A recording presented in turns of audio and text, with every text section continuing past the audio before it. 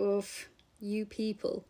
The audacity of some vegans never ceases to amaze me, and I would know because I used to be one. Look, I feel your anger, and I'm sure you are a great person and don't mean to sound like you think that you're better than everyone else who isn't vegan, but that is how it is coming across. And these kinds of words and phrases and rhetoric only drive people away from the very movement that you want more people to join.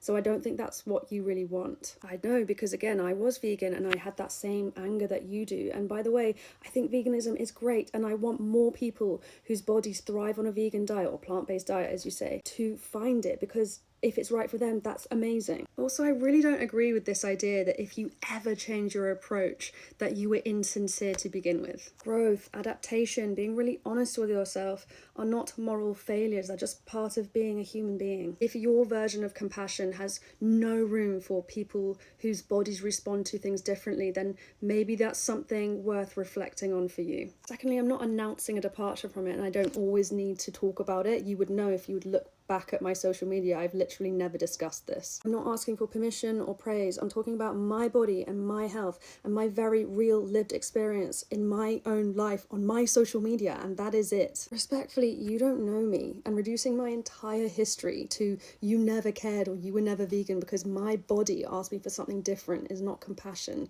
It's ideology without nuance. I don't really know why you're following me if you don't want to hear about my experience, but since you are, here's a snippet of it. I was vegan for a long time, and looking at your profile photo, you seem quite young. I don't know, I could be wrong, but I may have actually been vegan way before you and then found that I wasn't right on it before you even started being vegan. I was vegan back in the day when you could literally find nothing else apart from whole foods, which is what I ate. And to the people in my comments assuming that I was just missing an omega-3 supplement or needed more flaxseed or walnuts is so presumptuous, honestly. I tried every which way I could possibly try veganism. The reason I do this and say properly is because if you look back at my channel and my content, you'll see that I focus on helping people heal disordered eating, which includes emotional eating and binge eating. And moralizing any food as good or bad or clean or unclean very quickly turns into moralizing people, aka you're a good person for doing this, you're a bad person for eating this. And that mindset is deeply tied to disordered eating and guilt and shame and the binge restrict cycle. So that's just a way for me to communicate to my audience that I hit the daily nutritional markers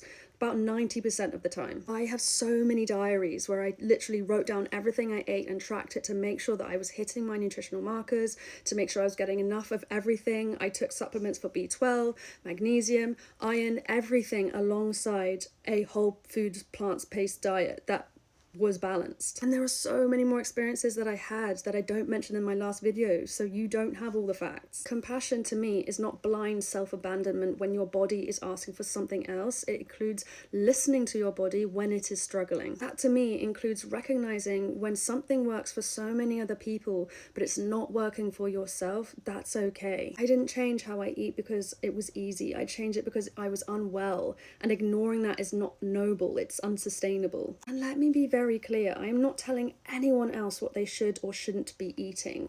I'm not trying to dismantle your values or anyone else's values. I'm not here to convert or to convince. I am sharing my own lived experience because silence about the topic does not help anyone. You are absolutely allowed to live by your values, and I respect them, and I'm allowed to live in my body. The two can exist at the same time. Finally, I really don't need validation from strangers to make decisions that improve my health and my quality of life, respectfully, and this is just rude.